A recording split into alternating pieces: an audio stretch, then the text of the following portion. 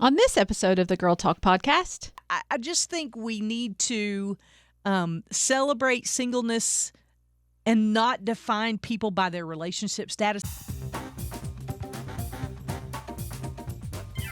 Hello there. You're listening to the Girl Talk podcast. My name is Carol. I'm Kelly. I'm Tricia. And I'm the token single person in the room. We're going to talk about singleness. Hey, you say that like it's a bad thing. I know. And Well, we've all you been know, single, by the way. There's Yes. a lot of baggage that goes along with I it. know, and but the Bible says to be single is actually preferred. I believe That's that what was Paul like what said. Paul said. Yeah. So, We should pray for it, I think he said. yeah.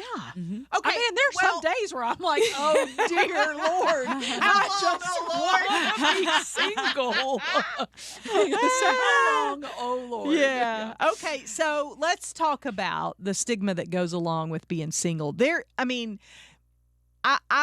I'll say this. A lot of people look at singleness as a burden. And for most of my single life, I have thought that.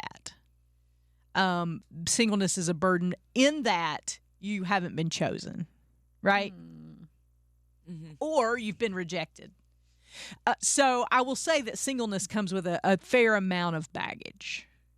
And it's not until I've, kind of made peace with singleness, I'll say, that I have really come to terms with it, because singleness can make you do one of two things. Singleness can make you look at what you don't have. Mm. And that is the place I feel like is most celebrated in culture, is what you don't have. Mm.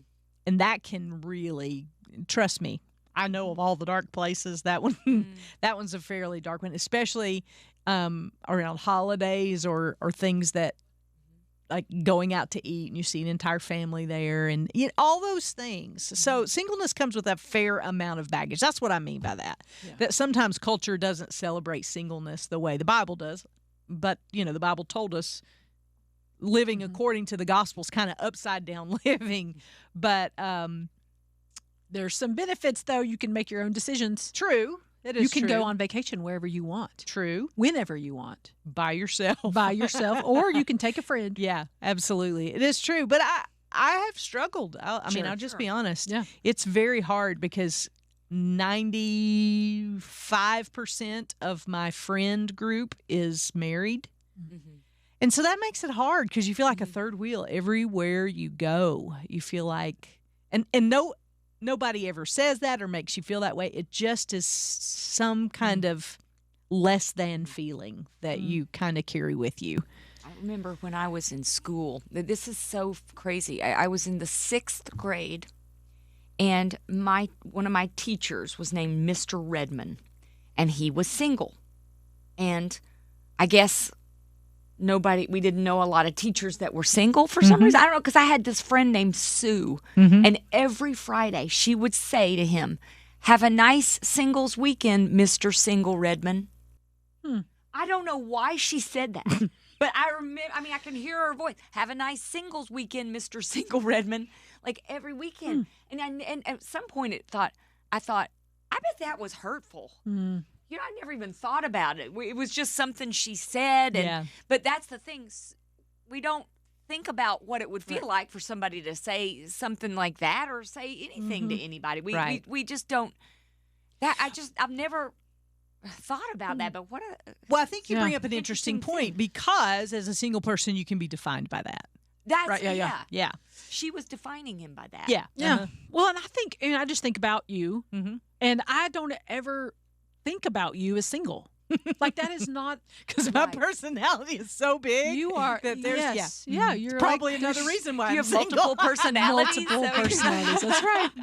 No. But it is not the way I define you. Like, there's not, I don't look at Tricia and think of her as married either. Right. Like, I don't look at you and think of you as single. It's not. Right. It is not a piece Identifier. of, it's not a piece of anything that I identify you by. And if I'm, going to do something, if I'm going to have, a group of people over, I don't ever consider that. Like, that has never, ever crossed my mind of, Carol doesn't have a husband, so I'm not inviting her, or that's going to be awkward. I've also never thought about it from the other perspective, of your perspective, to say, well, that's going to be awkward for Carol.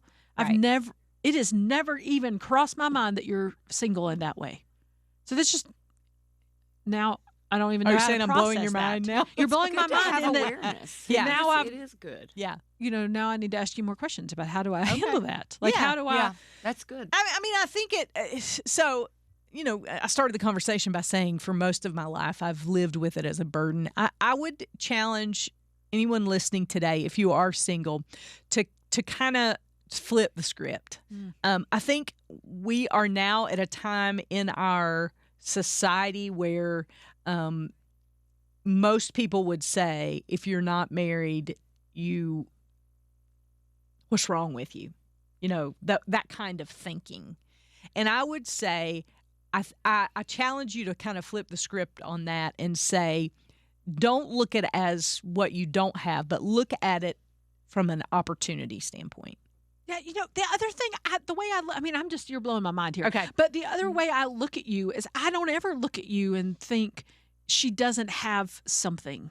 Like, I always look at that and go, look at how strong she is. Dynamic and She's fun both and- mom and dad. Like, she's doing she is such an incredible woman, and look at how she's able to juggle all of this stuff. It actually makes me respect you more and admire you more because of your singleness. Like, I don't look at you and go, oh, that's, I should pity her, or I should. No, and I think that I don't want you to. Yeah.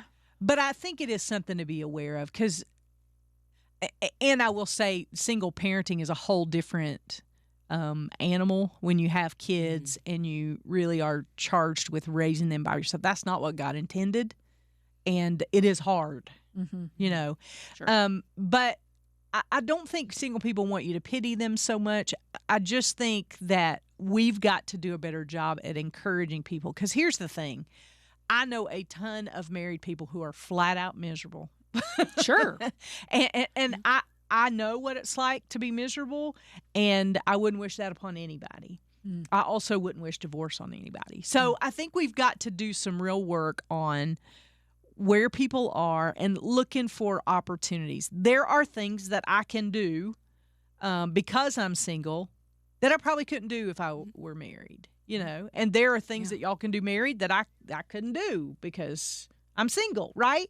And so I just think we need to celebrate singleness and not define people by their relationship status. And here's, I'm going to say this, and probably our social media team is going to have my head on a platter, but the fact that you have to define that on social media is always just kind of rubbed me the wrong way. That you have to define what? Married, single, divorced, like you get in a a title, relationship. one thing. Yeah, Right, all that looking stuff or just not. that drives me crazy. Yeah. Because I just think that lends itself to comparison and all those things. So Yeah.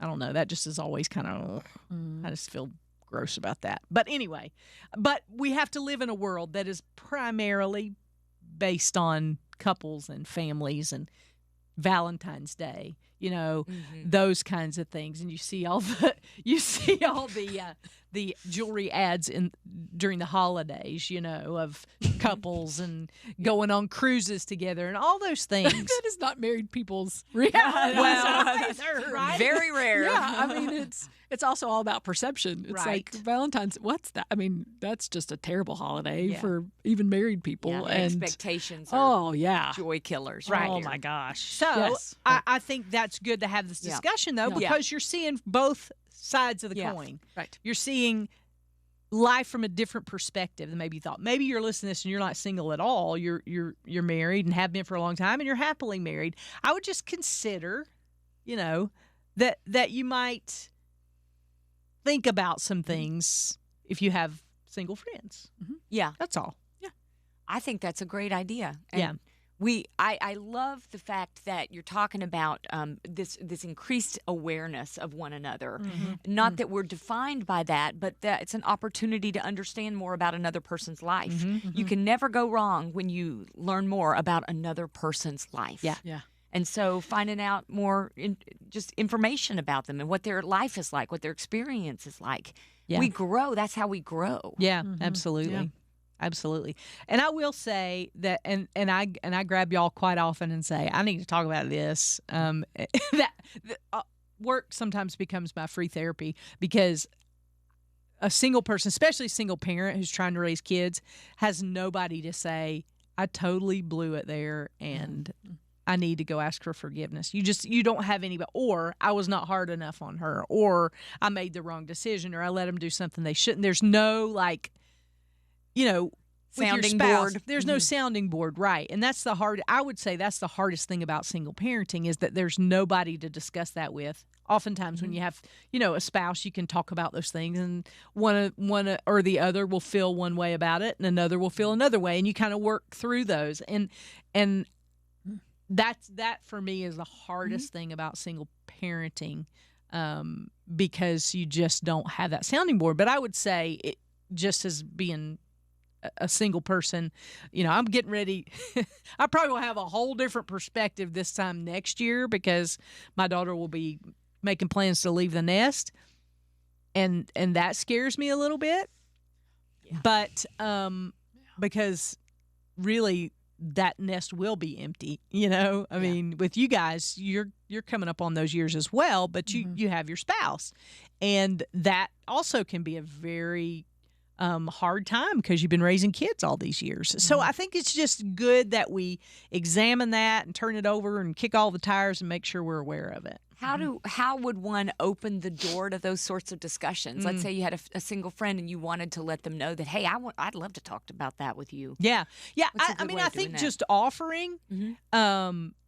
Most of us feel like, here's how, I won't say most of us, I'll say this is how I feel. I feel like because I'm divorced, I have this mentality of, I did this to myself, so I have to figure it out on my own.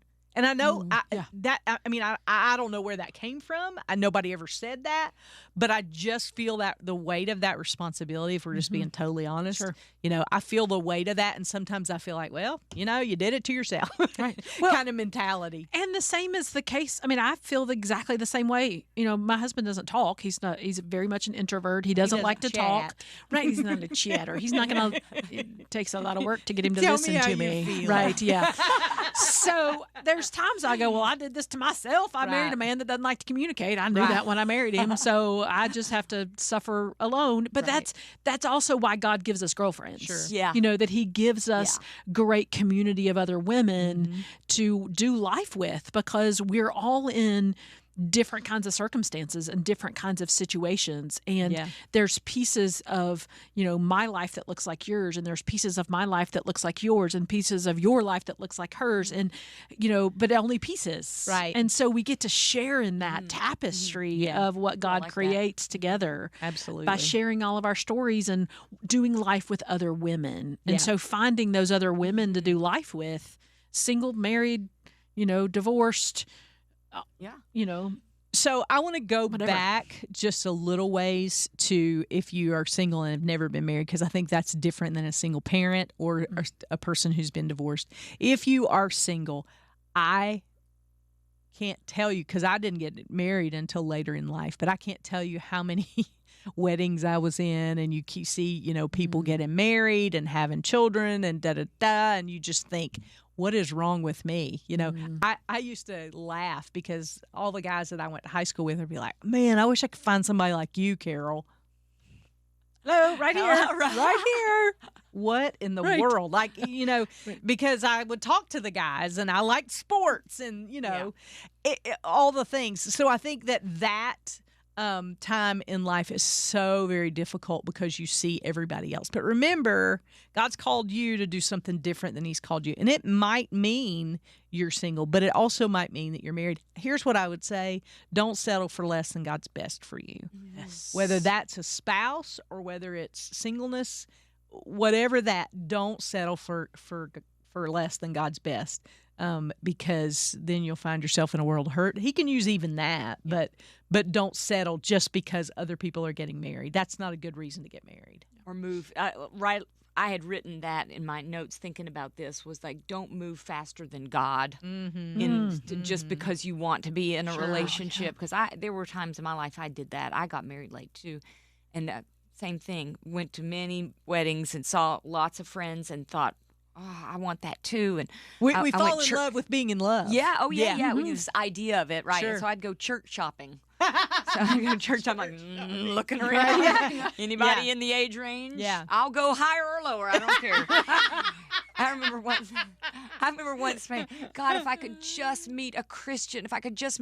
Well, I met a guy named Christian. And he was not the right fit. But I was like, you're funny. You are funny up there.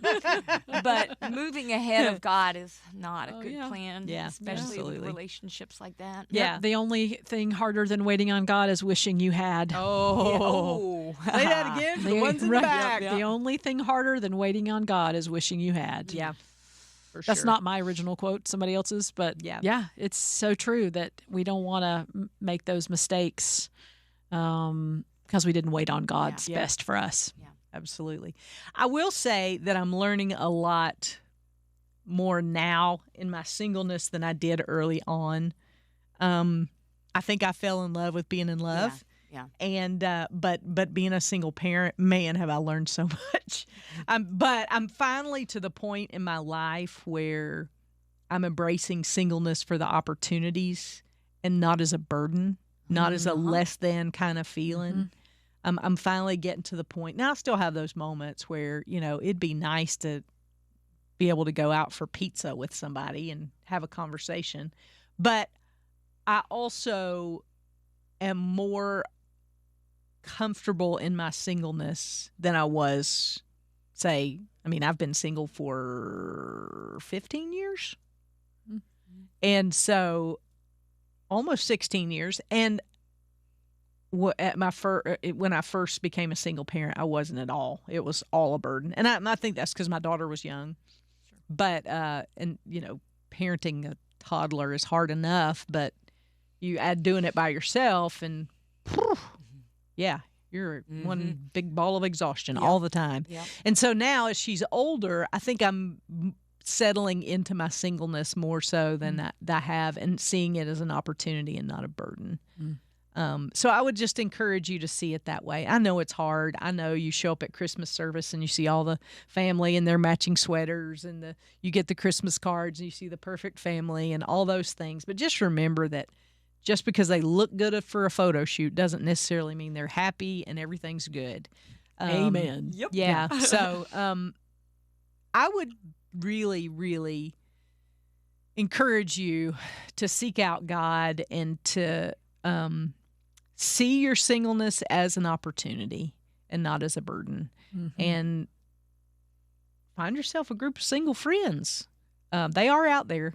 Not so much when you get my age, but there's still a few of us out there.